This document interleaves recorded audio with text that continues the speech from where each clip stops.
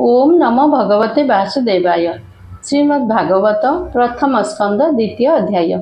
मुनि प्रश्न कने शुणी हर से मने मने गुणी जीवर हिते कृत्य कृत्य हसी कहती मुनि सुत।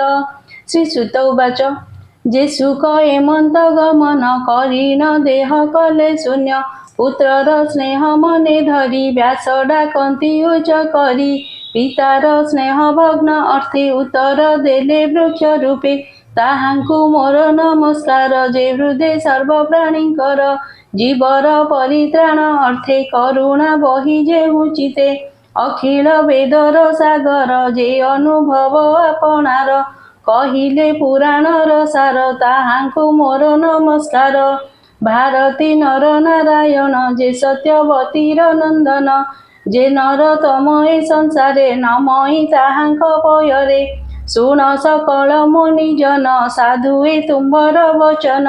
परम मंगल ए बाणी जीवनी स्तरे ଏହା ଶୁଣି परम धर्म ए जगते कृष्ण भजन जेते मते फलर आशा जहि नाही विघ्न बसिब अबा काहीं वासुदेवଙ୍କ ठारे जेबे भक्ति उदय हुଅ तेबे ज्ञान वैराग्य जात हुए शुक्ल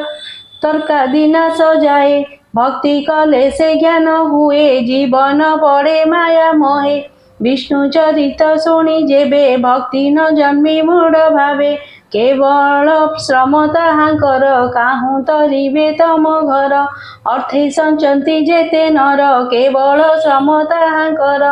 अर्थे न पाई काम मोक्ष से प्राणी अधम प्रत्येक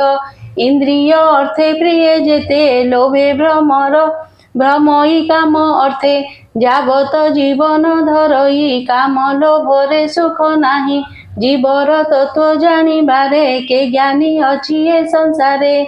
तत्व विचार ज्ञानी जेते ज्ञानी कहती ए जगते केहू कहती ब्रह्म तत्व केहू बा कहे परमार्थ केहू कहती भगवान निर्मल परम जे ज्ञान ए भावे प्रीति जे करती ज्ञान वैराग्य आचरती करती कृष्ण ठारे भक्ति आत्मारे आत्मा को देखती हरि श्रवणु भक्ति जात अज्ञानी न जाने जगत एणु अखिल ए जगते अछंती वर्णाश्रम जेते स्वभावे धर्म आचरणे भक्ति पूजे नारायणे जेबे संतोष कृष्ण होई प्राणी को चतुर्वर्ग देई ए ज्ञानी होई एक मन भावे तो शिवे भगवान विष्णुर गुण कर्म जेते नित्य शुणिब कर्ण प्रथे निर्मल करी स्थिर मन निरते करिब कीर्तन ध्याने चिंतिब कृष्ण रूपे पूजा करिब सूक्ष्म कल्पे ए भावे भक्ति जोग बढ़े कर्म बंधन ग्रंथि छिड़े एनु जगते ज्ञानी जेते कृष्ण न भजिबे के मंत कृष्ण श्रवणे भक्ति जार से प्राणी भव मध्य सार हरि चरणे जार श्रद्धा तांकु न लागे भव बाधा से पुण्य साधु संग मिले पुण्य तीर्थ को आसे कले तेबे से हरि रसे रसे भक्तंक संगे जे मिसे कृष्णर कथा जे शुणती बदने महिमा कहती ताहांकु हृदय हरि बसे सर्वे अशुभ फल ध्वंसे से पुण्य श्रवण कीर्तन वेदे कहती मुनिजन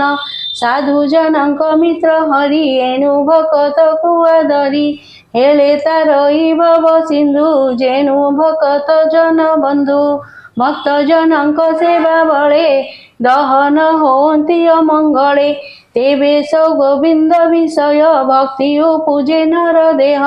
स्वभावे भज तम दुई कामादि जेते रिपु थाई चिंतु बाहार होई जाती सात्विक गुण आवरती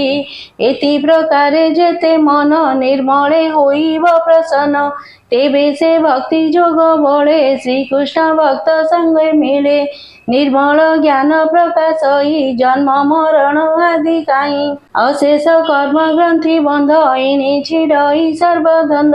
सर्व संशय तुले कर्म छाड़ई विष्णु माया भ्रम आत्मा रे आत्मा से देखती जन्म मरणे नाही भ्रांति एनु पंडित जन जेते आनंदे भक्ति जोग मते हरि विषये दृढ़ चिते नित्य भजन्ति आत्मा मते विष्णुर माया को संभूत आदि प्रकृति जनमत से तत्व रजतम गुण सृष्टि पालन संहारण अनादि परम पुरुष एतिनि गुणे जे प्रवेश सृष्टि हृदय ब्रह्मा होई पालने विष्णु से बोलाई संहार काले रुद्र रूपे सुखे विहरे मोर कल्पे से शुद्ध सत्य विष्णु देहे जंतुक श्रेय गुण बहे काष्ठ संजोग धूम जात द्रुमरु अनल संभूत तृतीय भाग ए प्रणाम तामस रज सत्व गुण ए भावे ब्रह्मा परिमाणी भव सागरु तरे प्राणी निर्मल चेता मुनि जेते विचार करी आत्महिते कृष्ण को सत्व गुणे जानी भजिले मोक्ष परिमाणी तामस राजगुण जेते जेउत पतिये जगते स्वभावे घोर भयंकर एणे न भजे मन जार सहिंसा शांति गुणे था अहिंसा शांति गुणे थांती हरि चरणे नित्य चिंती धन संपदे जार इच्छा से करे भूत प्रेत दीक्षा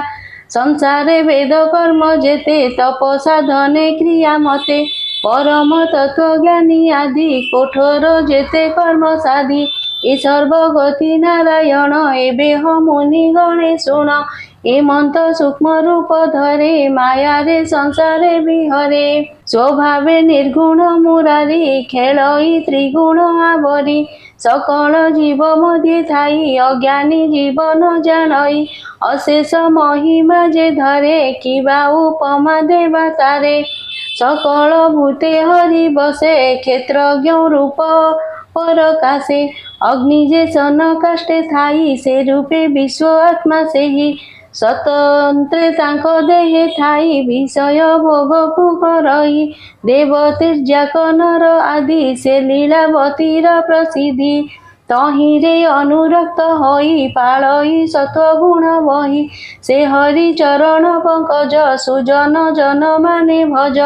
कहई जगन्नाथ दास गीते प्रबंधे कृष्ण रस इति श्री महाभागवते महापुराण परमहंस संहिताया 82 प्रथम स्कंदे नैमिषीयोपाख्यान श्री